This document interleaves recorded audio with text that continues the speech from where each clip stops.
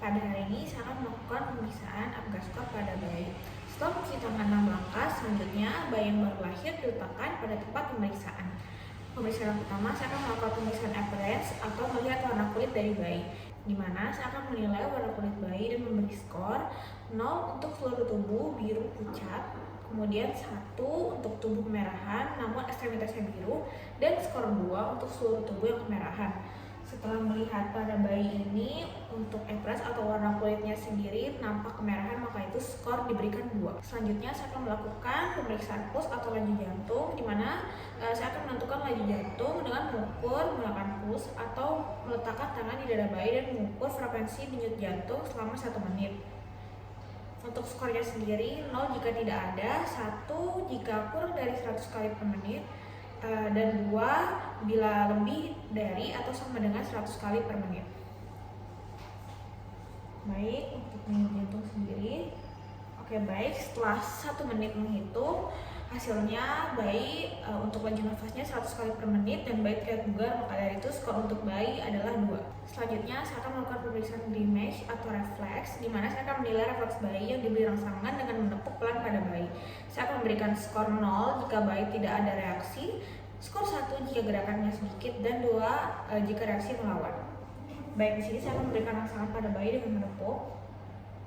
Oke, baik, setelah saya beri rangsangan seperti menepuk di sini, bayi memberikan perlawanan, maka dari itu skor untuk bayi adalah 2. Selanjutnya saya akan melakukan pemeriksaan untuk melihat aktivitas atau tonus otot dari bayi, di mana saya akan menilai aktivitas tonus otot dengan melihat gerakan bayi. Skor 0 jika bayi lumpuh atau tidak bergerak sama sekali, skor 1 jika ada gerakan sedikit, dan 2 ketika gerakan yang diberikan bayi aktif.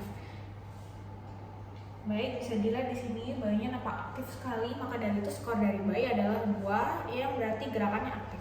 Selanjutnya saya akan melakukan pemeriksaan respiration atau usaha nafas. Di sini saya menilai melalui tangisan bayi, 0 jika tidak ada, 1 jika lambat, dan 2 ketika menangis kuat. Baik, untuk bayi sendiri, ketika bayi menangis dapat dilihat bahwa bayinya menangis dengan kuat, maka dari itu skor dari bayinya adalah 2. Selanjutnya saya akan menilai jumlah skor dari masing-masing kriteria, dijumlahkan nilai yang didapatkan untuk menentukan keadaan bayi. Untuk hasilnya sendiri, tidak asfiksia jika lebih dari 7, asfiksia ringan sedang jika 4-6, dan asfiksia berat jika kurang dari 3. Baik, untuk jumlah skor pada bayi sendiri, mulai dari appearance atau warna kulit, skor bayi adalah 2 karena seluruh tubuh nampak kemerahan. Untuk pulse atau laju jantung, skornya juga 2 karena bisa dilihat untuk nafas bayi lebih dari 100 kali per menit dan bayinya juga terlihat bugar, maka hasilnya 2. Dan untuk pemeriksaan Grimace atau refleks, dapat dilihat bahwa bayi reaksinya melawan ketika beri rangsangan, maka itu skornya 2. Dan untuk activity atau tonus otot, dapat dilihat bahwa bayi bergerak aktif, maka itu skornya juga 2. Dan untuk respiration atau usaha nafas, bayi dapat dilihat ketika diberikan reaksi, bayi terlihat menangis kuat, maka itu skornya 2. Maka dari itu untuk jumlah skor dari bayi sendiri adalah 10, yang berarti lebih dari 7, yang berarti bayi tidak asfiksia. Baik, untuk pemeriksaan terakhir saya akan melakukan pemeriksaan balance score. Jadi di sini saya sudah mencuci tangan menggunakan 6 langkah mencuci tangan dengan air dan sabun. Selanjutnya saya akan mempersiapkan untuk pemeriksaan pada bayi. Di sini bayi yang baru lahir sudah diletakkan pada tempat pemeriksaan, di mana saya akan melakukan penilaian motoritas neuromuskular. Untuk pemeriksaan pertama saya akan melihat postur dari bayi. Jadi bayi ditempatkan terlentang dan saya sebagai pemeriksa menunggu sampai bayi tenang. Di sini bayi sudah terlihat tenang, tidak begitu menangis dengan kuat lagi. Selanjutnya saya akan menilai postur bayi. Baik, di sini dapat dilihat bahwa bayi sudah bisa bergerak dan sudah dapat memfleksikan mulai dari tangan dan kakinya. Jadi untuk skor pada bayi adalah 3.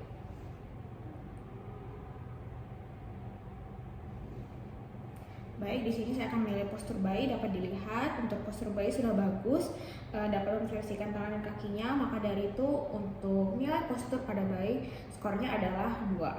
Selanjutnya saya akan melakukan penilaian jendela siku, di mana tangan fleksi pada pergelangan dan beri cukup tekanan untuk mendapatkan posisi sefleksi mungkin dari bayi. Jadi kita akan mefleksikan pergelangan tangannya ya. Ini si Adi. Oke, baik, bayi bisa memfleksikan tangannya ya, bisa dilihat di sini, bisa sampai menyentuh Baik, di sini dapat dilihat. Baik, selanjutnya akan mengukur dan menilai sudut antara eminensia hipotenar dan bagian anterior lengan bawah. Dan jangan memutar pergelangan tangan. Baik, dapat dilihat bahwa bayi dapat memfleksikan pergelangan tangannya hingga derajatnya sangat sempit, yaitu 0 derajat. Maka dari itu untuk skor pada jendela siku ini adalah 4. Yang artinya bayi mature dan menjauhi atau tidak prematur. Selanjutnya saya akan melakukan penilaian recoil tangan.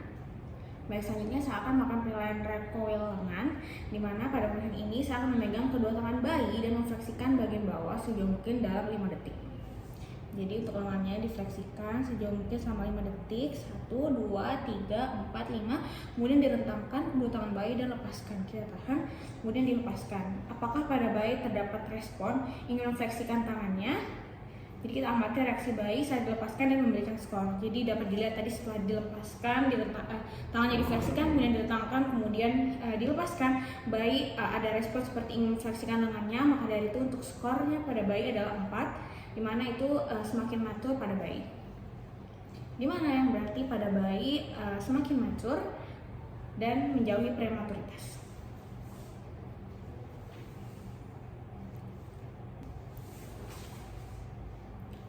Baik, selanjutnya kita dapat amati reaksi bayi saat dilepaskan dan memberikan skor. Baik, selanjutnya kita akan mengamati reaksi dari bayi saat dilepaskan tangannya tadi dan memberikan skor ya. Jadi dapat dilihat tadi bahwa saat bayi tangannya difleksi, kemudian diekstensikan kembali dan dilepas, bayi ada dorongan untuk kembali memfleksikan tangannya. Jika kurang dari 90 derajat, maka dari itu skor bayi adalah 4, yang berarti bayi mature.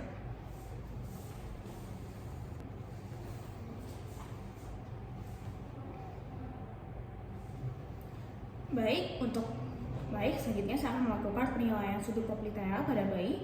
Sini bayi sudah diposisikan terlentang, kemudian pahanya ditempatkan lembut di perut bayi dengan lutut tertekuk penuh.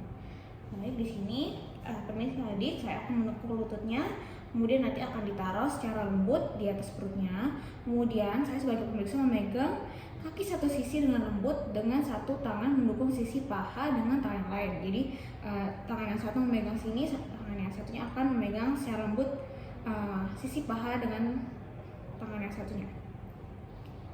Jadi tangan yang satu di sini saya memegang kaki yang sebelah sini dengan tangan yang lain akan mendukung sisi paha yang sebelah sini. Selanjutnya baik di sini dipastikan saya sebagai pemeriksa memegang kaki satu sisi dengan lembut dengan satu tangan mendukung sisi paha dengan tangan lain. Jadi saya akan memegang satu tangan pada bagian kaki di sini, kemudian tangan yang lain akan memegang pada sisi kaki yang satunya. Baik, dapat dilihat di sini tangan saya akan memegang pada kaki yang sebelah sini. Baik, dapat dilihat di sini saya akan memegang dapat dilihat di sini tangan saya akan memegang sisi kaki yang sebelah sini dan tangan yang satunya akan memegang sisi kaki yang sebelah sini. Kemudian selanjutnya jangan memberikan tekanan pada paha belakang. Oke, baik, jadi kita fleksikan lutut sampai tertekuk penuh, kemudian kita tempatkan secara lembut pada perut bayi. Ini sudah dipastikan ya, bayi berhenti menendang secara aktif. Kemudian kita akan melakukan ekstensi kaki. Baik, selanjutnya setelah dapat dilihat sini, setelah dapat melakukan penilaian, setelah dapat dilakukan penilaian ya di sini, selanjutnya kita akan melakukan ekstensi kaki. Kemudian kaki bayi diekstensikan sampai mendapat resistensi pasti terhadap ekstensi. Oke, baik, diekstensikan. Oke, baik. Tadi terdapat resistensi ya, pasti terhadap ekstensi. Baik, tadi dapat dilihat ketika kita mencoba untuk melakukan ekstensi, terdapat resistensi pasti terhadap ekstensi yang kita lakukan. Selanjutnya saya akan melakukan pemeriksaan pada sisi sebelahnya. Baik, kita akan menekuk lutut secara penuh, kemudian secara lembut di perut bayi diletakkan. Baik, selanjutnya kita akan melakukan pemeriksaan. Baik, selanjutnya kita akan mencoba pada sisi yang sebelahnya ya. Di sini lututnya sudah tertutup penuh, kemudian ditempatkan secara lembut di atas perut bayi dengan memegang dengan memegang kaki satu sisi dengan lembut dengan satu tangan mendukung sisi pada tangan yang lain, namun tidak memberikan tekanan pada paha belakang ya. Aduh, banget sih. Baik, setelah dipastikan bayi berhenti menendang secara aktif.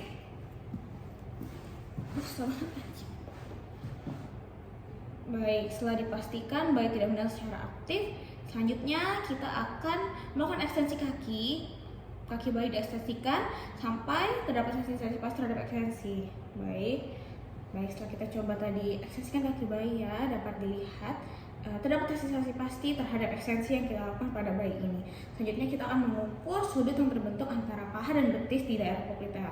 Dapat dilihat ya tadi ketika kita melakukan fleksi, menekuk lutut secara penuh, kemudian pahanya ditempatkan secara lembut di atas perutnya, dapat dilihat tadi membentuk sudut antara paha dan betis sekitar kurang dari 8.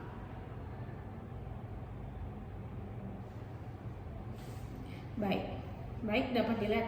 Baik, selanjutnya kita akan mengukur sudut yang terbentuk ya antara paha dan betis di daerah popliteal tadi ketika dilakukan fleksi, menekuk lutut secara penuh, kemudian ditempatkan pahanya secara lembut di atas perut ya. Dapat dilihat tadi sudut yang terbentuk antara paha dan betis di daerah popliteal adalah kurang dari 90 derajat, maka skor dari bayi adalah 5 yang artinya bayi mature, menjauh dari prematuritas.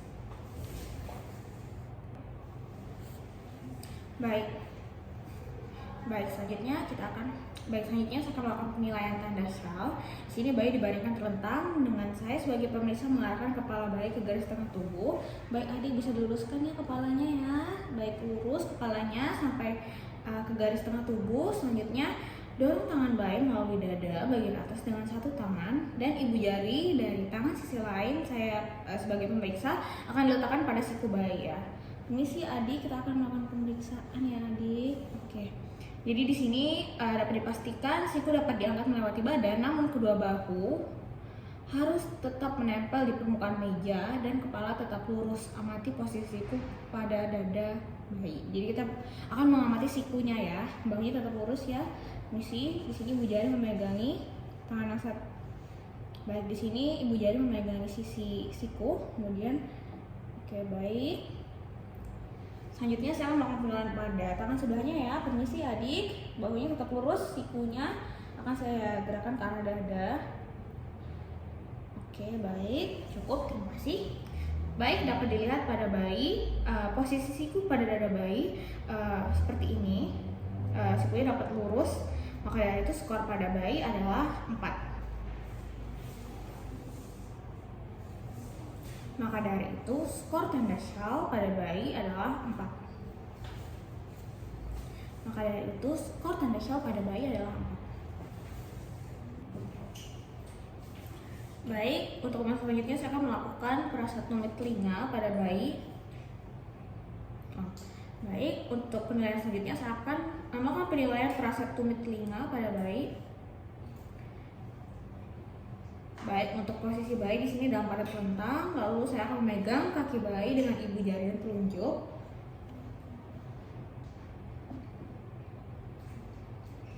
Kemudian tarik sedekat mungkin dengan kepala tanpa memaksa. Kemudian perhatikan panggul pada permukaan meja dan amati jarak antara kaki dan kepala serta tingkat ekstensi lutut. Baik. Selanjutnya saya akan melakukan pemeriksaan pada kaki sebelahnya ya. Baik, dapat dilihat saya melakukan pemeriksaan posisi bayi seperti ini, maka dari itu untuk skornya adalah 3. Selanjutnya saya akan melakukan pemeriksaan kematangan fisik pada bayi.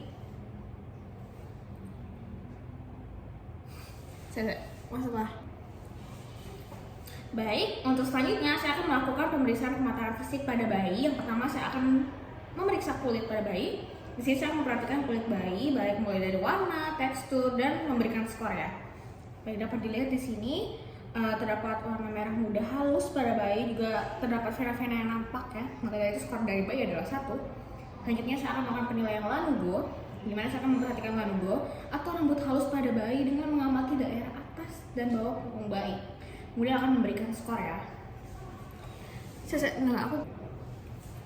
Oke, baik, dapat dilihat ya di sini. Ih, gila. Baik, selanjutnya saya akan melakukan penilaian lanugo, di mana pada pemeriksaan ini saya akan memperhatikan lanugo atau rambut halus pada bayi dengan mengamati daerah atas dan bawah punggung bayi, kemudian akan memberikan skor pada bayi. Baik, permisi adik, saya lihat ya. Oke, baik. Oke, baik. Baik, setelah diamati untuk pemeriksaan lanugo ini terdapat banyak sekali rambut-rambut halus pada bayi, maka dari itu untuk skornya adalah 1.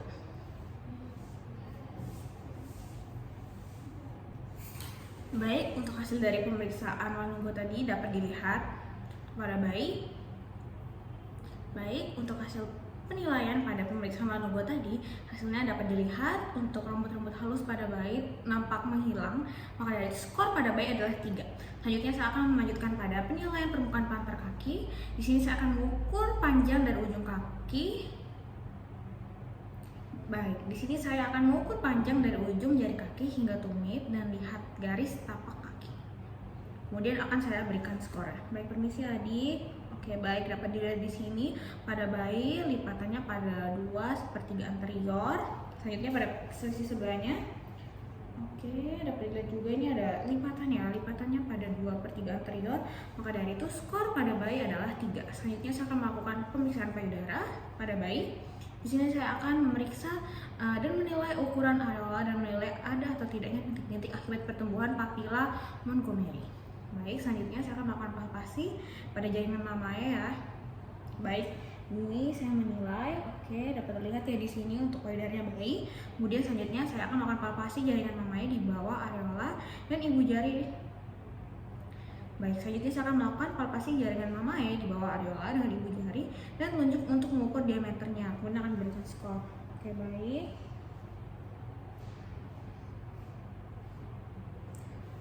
Oke, setelah melakukan pemeriksaan ya, untuk pemeriksaan payudara ini hasilnya areola timbul, kemudian benjolannya sekitar 3-4 mm, maka dari itu skor pada bayi adalah 3. Iya. Baik, selanjutnya saya akan melanjutkan pada penilaian selanjutnya. Selanjutnya adalah pemeriksaan mata dan daun telinga, di mana saya sebagai pemeriksa akan melakukan pemeriksaan pada daun telinga dengan palpasi ketebalan kartilago dan melipat daun telinga ke arah wajah, kemudian dilepaskan dengan mengamati kecepatan kembalinya daun telinga ketika dilepaskan seperti semula.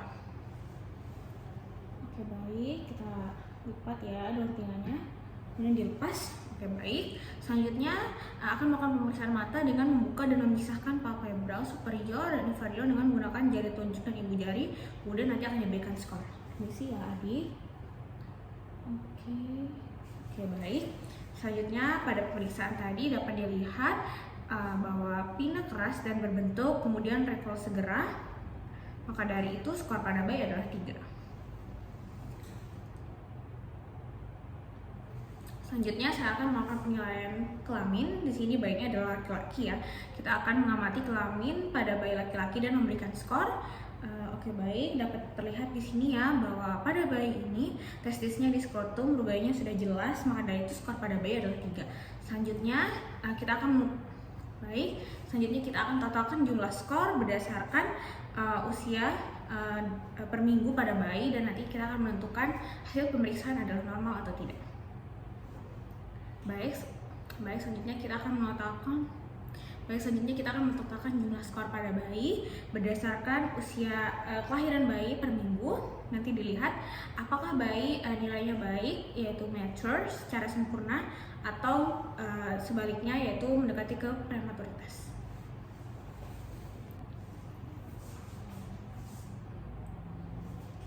Baik, selanjutnya saya akan melakukan pemeriksaan pada bayi yang baru lahir, di mana saya akan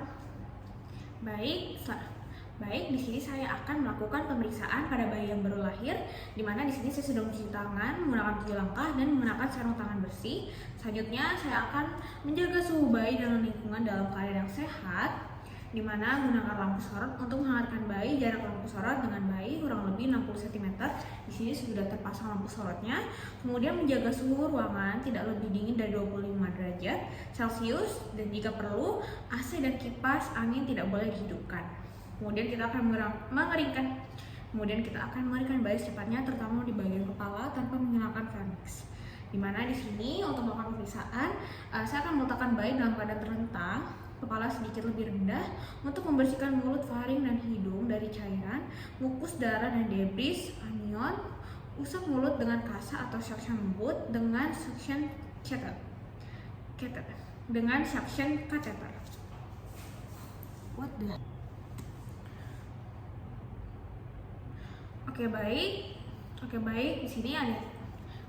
sini sudah ada kasa. Selanjutnya saya akan mengusap mulut secara lembut ya, untuk membersihkan dari lendir-lendir. Di sini saya sudah ada kasa ya. Di sini saya akan membersihkan mulut, faring, dan hidung dari cairan seperti mukus, darah, dan debris anion. Dimana saya akan mengusap secara lembut ya untuk membersihkan ya.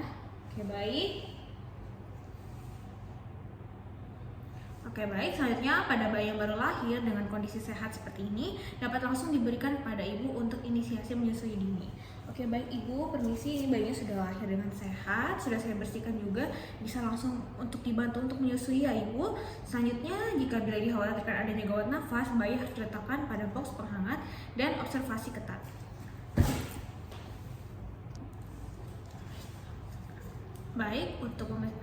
Selanjutnya saya akan melakukan pengukuran antropometri, di mana yang pertama saya akan melakukan penimbangan berat badan pada bayi.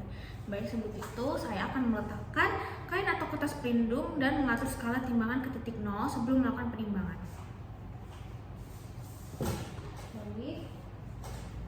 Selanjutnya kita atur ya sampai dia kembali 0. Setelah itu kita mulai melakukan pengukuran pada bayinya, pengukuran berat badan lahir. Selanjutnya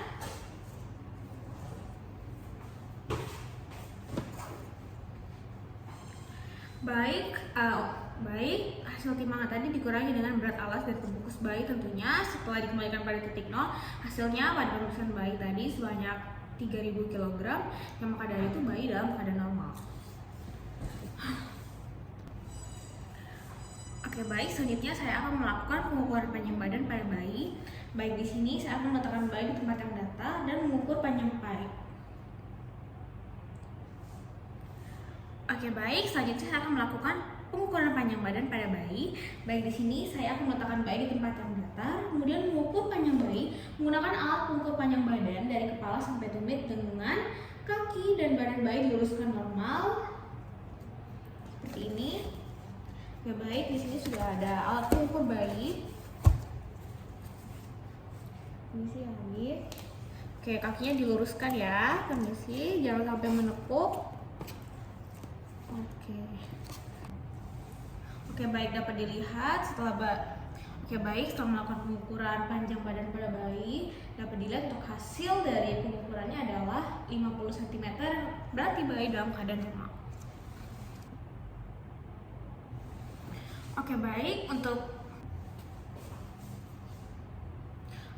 Selanjutnya saya akan melakukan pengukuran lingkar kepala pada bayi dengan cara mengukur kepala pada diameter terbesar, yaitu frontalis occipitalis. Kemudian jika terdapat caput succedaneum dapat dilakukan hari kedua atau ketiga, namun pada bayi tidak ditemukan adanya caput succedaneum, maka dari itu saya akan melanjutkan mengukur kepala ya. Permisi adik.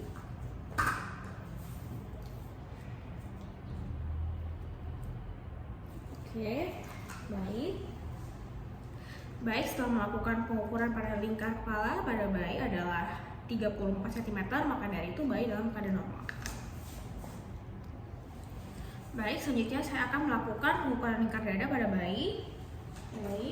Di sini saya akan melakukan pengukuran dilakukan dari daerah dada ke punggung dan kembali ke dada dengan melakukan pengukuran melalui kedua puting susu. Permisi adik.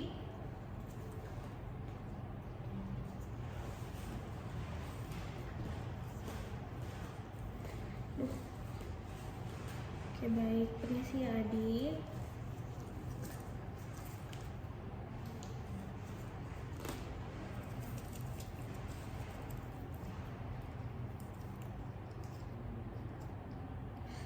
Oke, baik. Setelah melakukan pengukuran lingkar dada pada bayi, hasilnya 35 cm.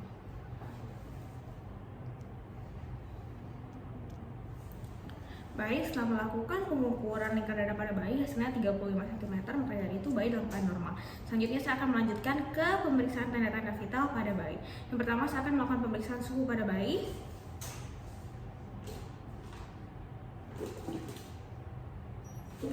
Oke, baik. Di sini saya akan melakukan pemeriksaan di aksila sekitar 5-10 menit. Baik, setelah 10 menit hasilnya pada bayi 36,5. Maka dari itu bayi dalam keadaan normal.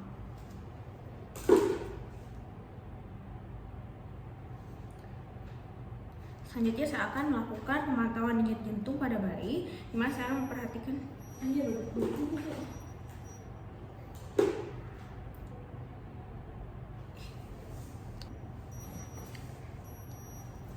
Oke, baik. Setelah menunggu selama 10 menit untuk hasil pengukuran suhu pada bayi, hasilnya pada bayi 36,5, maka dari itu bayi dalam keadaan normal.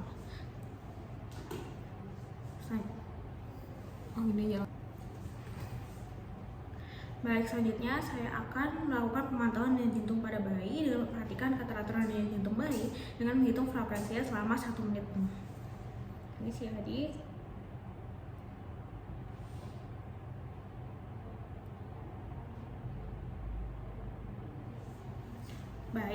Baik, setelah 1 menit.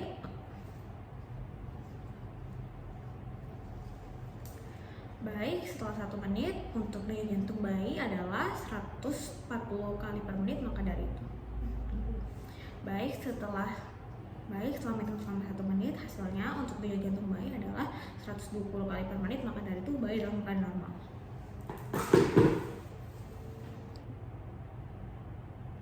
Di sini udah.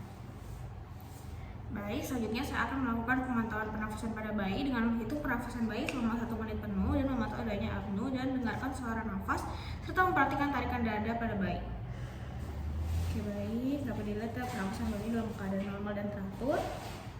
Setelah 1 menit hasilnya pada bayi pernafasannya sekitar 20 kali per menit, maka dari itu bayi dalam keadaan normal. Selanjutnya saya akan melakukan pemeriksaan head to toe, di mana saya akan melakukan pemeriksaan kepala. Permisi adik. Pada pemeriksaan ini saya akan meraba sepanjang garis sutura dan fontanel. Apakah ukuran tampilannya normal? Dapat dilihat di sini mulai dari tampilan dan ukurannya terlihat normal ya. Kemudian fontanel anterior harus diraba, di mana fontanel besar dapat terjadi akibat prematuritas atau hidrosefalus, sedangkan yang terlalu kecil daripada mikrosefali. Kemudian periksa adanya trauma kelahiran, misalnya cabut pseudoxeum, sepal hematoma, perdarahan subapneurotik, atau fraktur tulang serta tengkorak. Kemudian perhatikan adanya kelainan kongenital seperti anencefali maupun mikrosefali. Pada bayi sendiri, mulai dari sini ukuran dan tampilannya juga dalam keadaan normal, tidak ada kelainan, pada itu bayi dalam keadaan normal. Selanjutnya saya akan melakukan pemeriksaan mata, di mana saya akan memeriksa jumlah, posisi, letak mata dan serta gerakan bola mata. Periksa adanya pembesaran dan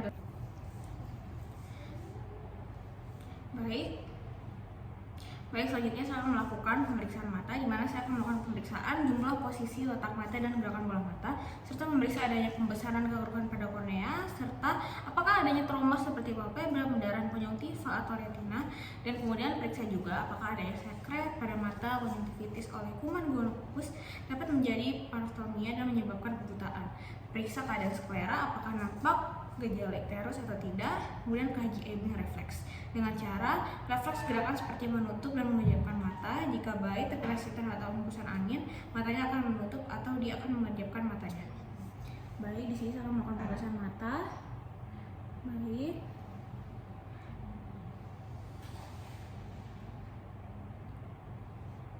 Baik, untuk pemeriksaan mata pada bayi mulai dari jumlah, posisi, letak, dan gerakan bola matanya dalam keadaan normal.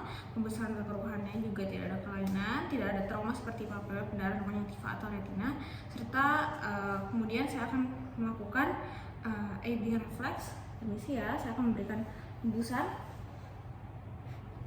Baik, dapat dilihat ketika mata pada bayi terkena hembusan angin, matanya akan refleks menutup, maka dari itu bayi dalam keadaan normal. Selanjutnya saya akan melakukan pemeriksaan pada telinga, di mana saya akan memeriksa dan memastikan jumlah, bentuk, dan posisinya simetris atau tidak.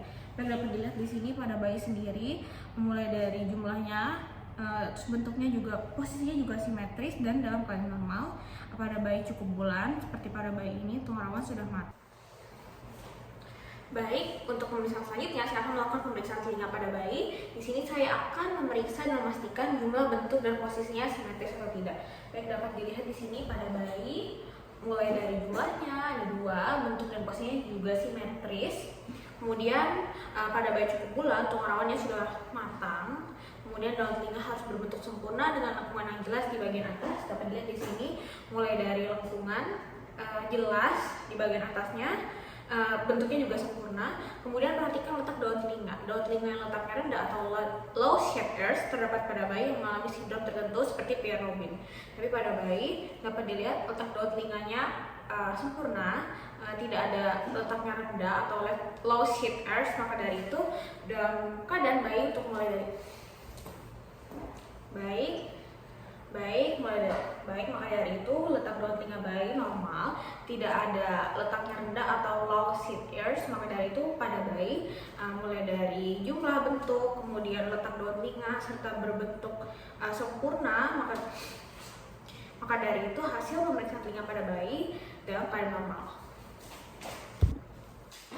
Baik, selanjutnya saya akan melakukan selanjutnya dilanjutkan dengan periksa hidung pada bayi. Mulai dari mengkaji bentuk dan lebar hidung. Pada bayi cukup bulan, lebarnya harus lebih dari 2,5 cm.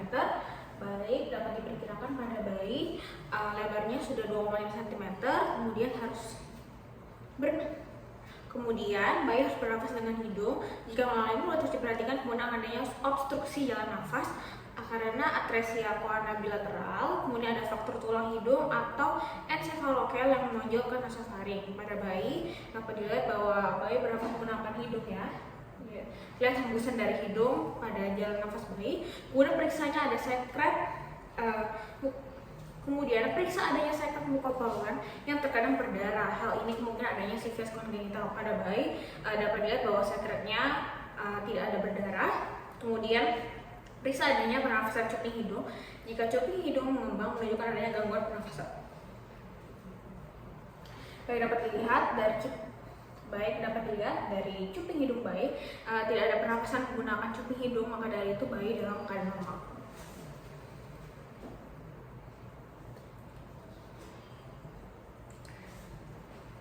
Selanjutnya saya akan melakukan pemeriksaan bibir dan mulut, mulai dari mengkaji bentuk bibir apakah simetris atau tidak. Baik, dapat dilihat di sini dari bibir bayi sendiri bentuknya simetris. Kemudian perhatikan daerah lain-lain mulut dan bibir jika ada bibir sumbing. Baik, saya akan memperhatikan. Dapat dilihat di sini dari mulutnya, terlihat dari langit-langit mulut dan bibirnya tidak ada tanda-tanda bibir sumbing. Kemudian perhatikan jika ada bercak putih pada gusi maupun kelatung. Permisi adik, kita lihat ya. Oke, baik. Nampak bagus ya pada bayi ini, tidak ada bercak putih pada gusi maupun kelatung. Kemudian lanjut refleks rooting, yaitu mencari puting susu. Refleks rooting atau menghisap dan refleks swallowing menelan. Jadi kita goreskan tangan kita pada bibir bayi. Apakah dia ada refleks ingin mencari puting susu, menghisap dan menelan? Baik. Oke, bisa dilihat ya ketika saya beri rangsangan pada bibirnya, saya goreskan tangan seperti ini. Bayi ada refleks mencari puting susu seperti itu. Kemudian ada refleks menghisap dan menelan jari saya. Maka dari itu pemeriksaan bibir dan mulut pada bayi dalam keadaan normal.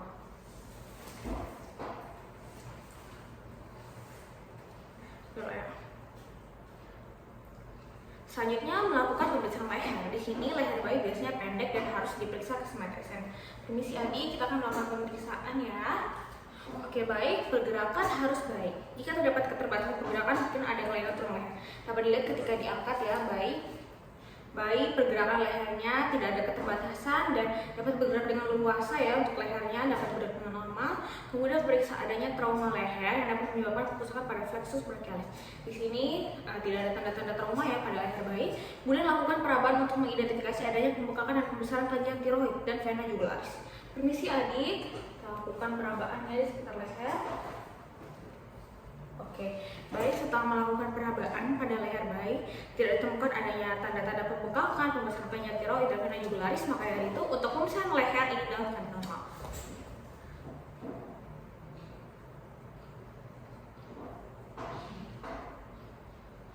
Selanjutnya saya akan melakukan pemeriksaan dada, di mana saya akan memeriksa kesimetrisan gerakan dada saat bernafas, pernafasan normal, dinding dada dan abdomen bergerak secara bersamaan. Tarikan sternum atau interkostal pada saat bernafas perlu diperhatikan. Baik, di sini dapat dilihat ketika bernafas ya, baik gerakannya simetris. Saat bernafas menggunakan dada, pernafasan juga normal, dinding dada dan abdomennya bergerak secara bersamaan ya, dapat dilihat di sini. Kemudian tarikan sternum pada saat bernafas juga dalam keadaan normal. Selanjutnya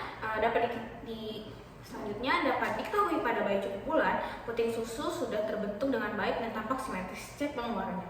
Dapat dilihat ya, puting susunya sudah terbentuk dengan baik dan tampak simetris juga ya kanan dan kirinya. Kemudian payudara dapat tampak membesar tetapi ini normal. Oke, baik, dapat dilihat ini payudara ukurannya normal ya.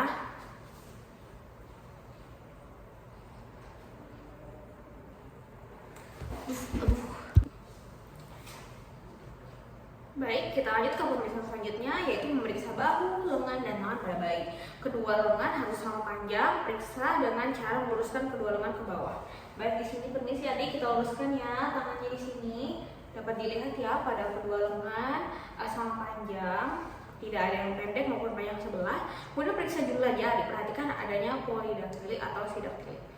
Baik, dapat dilihat di sini mulai dari tangan kanan jumlah jarinya ada 5 dan tangan kiri juga jarinya ada 5, maka dari itu dalam keadaan normal.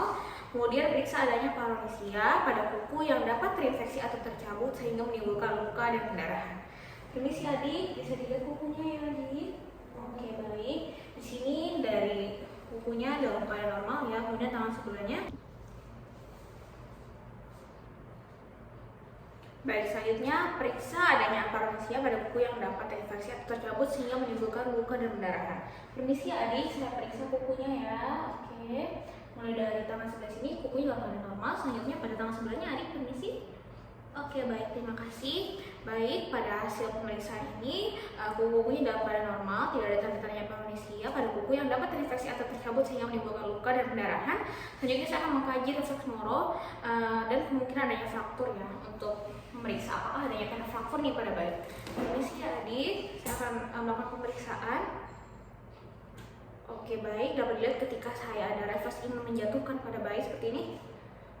Pada bayi mengembangkan tangannya ke samping dan melemparkan jari-jarinya, kemudian menarik tangannya kembali dengan cepat seperti ingin memeluk seseorang ya ketika saya ingin menjatuhkan tadi. Baik, selanjutnya saya akan mengkaji refleks palmar atau crisping atau menggenggam pada bayi. Baik, selanjutnya saya akan kembali mengkaji. Di sini ada. Selanjutnya saya akan mengkaji refleks palmar grasping atau menggenggam pada bayi. Refleks ini akan timbul bila kita menggariskan jari melalui bagian dalam atau meletakkan jari kita pada telapak tangan bayi. Jari-jari bayi akan melingkar ke dalam seolah memegangi suatu benda dengan kuat. Jadi kayak ada refleks memegang gitu pada bayinya. Permisi, di sini saya akan menggariskan. Yang nampak ya pada bayi seperti ada refleks ingin menggenggam dengan kuat. Kemudian pada tangan sebelahnya. Oke, baik. Maka dari itu bayi dalam keadaan normal karena terdapat refleks ya ketika saya membuat tangan dia seperti ingin menggenggam suatu benda dengan kuat. Maka dari itu untuk pemeriksaan bahu, lengan, dan tangan pada bayi semuanya dalam keadaan normal. Selanjutnya saya akan melakukan pemeriksaan pada abdomen pada bayi. Saya akan mengamati tali pusat. Pada tali pusat terdapat 2 arteri dan 1 vena. Baik, di sini dapat dilihat dari tali pusatnya dalam bentuknya dalam keadaan normal, juga terdapat 2 arteri dan 1 vena ya. Kemudian selanjutnya saya akan observasi pergerakan abdomen. Abdomen tampak bulat dan bergerak serentak dengan pergerakan dada saat bernafas. Baik, dapat dilihat di sini pada bayi, abdomennya bentuknya dalam keadaan normal, tampak bulat dan bergerak serentak dengan pergerakan dada saat bernafas. Dapat dilihat ya. Kemudian raba abdomen untuk memeriksa adanya massa. Kita akan melihat dan meraba bentuk abdomen nih, apakah ada tanda-tanda massa abnormal, kemudian bentuk perut apakah sangat cekung, kemudian terdapat hernia diafragmatika, kemudian bentuk abdomen yang membuncit, kemungkinan adanya hepatosplenomegaly atau tumor lainnya. Oke, permisi adik, lihat ya perutnya. Baik, pada saat kita raba seperti ini tidak ada tanda-tanda keganasan ya, tidak ada tanda-tanda massa, tidak ada tanda-tanda seperti mencekung seperti itu, maka menyangkal adanya hernia diafragmatika. Kemudian juga perutnya saat diraba tidak ada tanda-tanda membuncit yang menyingkirkan kemudian adanya hepatosplenomegali atau tumor-tumor lain. Maka dari itu untuk pemeriksaan abdomen dalam keadaan normal. Selanjutnya kita akan melanjutkan ke pemeriksaan genitalia pada bayi. Di sini bayinya laki-laki, maka saya akan melakukan pemeriksaan pada genitalia laki-laki pada bayi ya. Pada bayi laki-laki panjang penis normalnya 3-4 cm dan lebar 1-1,3 cm. Baik, ini kira-kira bayi untuk panjang penisnya sudah sampai 3 cm, maka dari dalam keadaan normal ya. Selanjutnya periksa posisi lubang uretra. Normal berada pada ujung penis dan sudah di sini untuk lubang uretranya sendiri sudah pada ujung penis. Pada dalam keadaan normal, preposium tidak boleh ditarik karena akan menyebabkan fimosis. Baik, kita akan menghindari untuk menarik dari preposiumnya. Kemudian skrotum harus dipalpasi untuk memastikan jumlah testisnya ada 2. Bayi yang cukup bulan sudah turun ke skrotum. Baik, dapat dipalpasi di sini kita akan rasakan ya. Sudah dapat dirasakan ini testis bayi sudah ada 2, maka dari itu untuk pemeriksaan genitalia pada bayi laki-laki dalam keadaan normal. Baik, selanjutnya kita akan melanjutkan ke pemeriksaan tungkai dan kaki. Periksa kesimetrian tungkai dan kaki. Baik, di sini dapat dilihat dari kakinya bentuknya simetris ya, tidak ada yang panjang maupun pendek sebelah. Kemudian periksa panjang kedua kaki dengan meluruskan keduanya dan bandingkan. Juga hitung jumlah jari-jari kakinya. Baik, dapat dilihat di sini setelah diluruskan kakinya tetap ya bentuknya simetris dan panjangnya juga sama, tidak ada yang pendek maupun panjang sebelah. Kemudian dari jari-jarinya untuk sebelah kanan 5 dan sebelah kiri 5, maka dari itu mulai dari jari-jari kaki, kemudian juga bentuk dan panjangnya semua dalam keadaan normal. Selanjutnya kedua tungkai harus dapat bergerak bebas. Kurangnya gerakan berkaitan dengan adanya trauma, misalnya fraktur, kerusakan neurologis. Dapat dari sini bayinya kakinya bergerak aktif ya, berarti tidak ada tanda-tandanya trauma seperti fraktur dan kerusakan neurologis lainnya ya. Kemudian mengkaji refleks Babinski dengan mengusap menekan bagian menonjol pada dasar jari telapak kaki bayi ke atas dan jari-jari membuka. Baik, di sini saya akan mengkaji refleks Babinski ya. Permisi adik, saya akan menggunakan goresan ya, seperti ini. Oke, dapat dilihat ya ketika saya mengusap atau menekan bagian menonjol pada dasar jari di telapak kaki bayi, ada refleks jari-jarinya langsung membuka seperti itu. Kemudian saya akan meriksa pada sisi sebelahnya ya. Permisi adik. Baik, dapat terlihat juga ya ketika saya beri usapan itu langsung jari-jari langsung membuka atau mekar seperti itu. Maka dari itu refleks Babinski pada bayi dalam keadaan normal. Berdasarkan pemeriksaan simetrian tungkai, juga panjang kedua kaki, terus juga tadi sudah mengkaji refleks Babinski, hasilnya untuk tungkai dan kaki bayi dalam keadaan normal. Baik, dilanjutkan dengan pemeriksaan spinal atau punggung. Periksa spinal dengan cara melungkup. Baik, dilanjutkan dengan pemeriksaan spinal atau punggung. Periksa spinal dengan cara melungkupkan bayi. Baik, permisi adik, saya melakukan pemeriksaan ya. Permisi adik. Oke, baik, pinter. Baik, cari adanya tanda-tanda abnormalitas seperti spina bifida, pembengkakan, lesung atau bercak kecil berambut yang dapat menunjukkan adanya abnormalitas medula spinalis atau kolumna vertebral. Sini dapat dilihat ya, dari punggung bayi tidak ada tanda-tandanya abnormalitas, tidak ada spina bifida, pembengkakan dan lain-lain. Maka dari itu untuk pemeriksaan spinal atau pada punggung bayi semuanya dalam keadaan normal. Dilanjutkan dengan pemeriksaan anus dan rektum. Periksa adanya kelainan atresia ani dan memprediksi posisinya ya. Permisi adik, saya akan memeriksa bagian anus dan rektumnya ya. Baik, dapat dilihat di sini pada anus dan rektum bayi semuanya dalam keadaan normal, tidak ada tanda-tanda kelainan atresia ani. Kemudian mekonium secara umum keluar pada 24 jam pertama. Jika sampai 48 jam belum keluar, kemudian adanya mekonium plug syndrome atau mekalogon atau obstruksi saluran pencernaan. Nanti akan dikaji kembali ya adik. Selanjutnya saya akan melanjutkan ke pemeriksaan kulit ya. Perhatikan kondisi kulit bayi, mulai dari warna, ruam, pembengkakan, tanda-tanda infeksi. Pada bayi warnanya dalam keadaan normal ya, kemerahan dalam keadaan baik, tidak ada tanda-tanda ruam, pembengkakan dan tidak ada tanda-tandanya infeksi juga terlihat pada bayi. Kemudian memeriksa adanya bercak atau tanda lahir pada bayi sendiri. Ini mulus ya, tidak ada bercak-bercak, tidak ada tanda-tanda lahir. Kemudian pada bayi ini dapat dilihat mulus ya, tidak ada bercak-bercak, juga tidak ada tanda lahir. Kemudian perhatikan adanya varicocele. Kemudian perhatikan adanya lanugo. Jumlah yang banyak terdapat pada bayi kurang bulan. Kemudian perhatikan adanya lanugo atau bulu-bulu. Baik, kemudian perhatikan juga adanya vernika seosa dan perhatikan adanya lanugo yaitu rambut-rambut halus jumlah yang banyak terdapat pada bayi yang kurang bulan.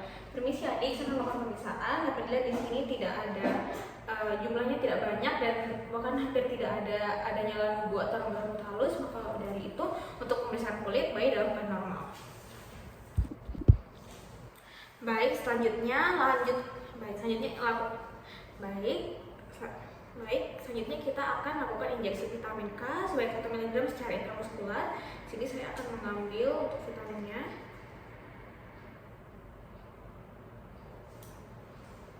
Oke, baik. Kita lakukan aspirasi terlebih dahulu. Darah tidak keluar, maka kita akan melanjutkan injeksi ya. Injeksi tadi, nangis ya. Oke, baik.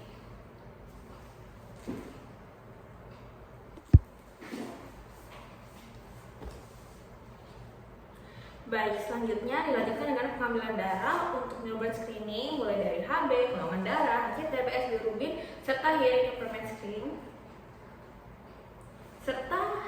impairment screening. Di sini saya akan mengambil darah melalui tumit bayi ya. Permisi adik. Oke, permisi. Baik, di sini sudah diambil darahnya, kemudian akan dilanjutkan. Baik, sini sudah diambil darahnya. Baik, selanjutnya saya akan menjelaskan pada orang tua mengenai hasil pemeriksaan dan memberikan konseling serta membereskan alat dan bahan yang digunakan dan melepas sarung tangan serta mencuci tangan dan melakukan dokumentasi atas tindakan yang dilakukan pada hari ini.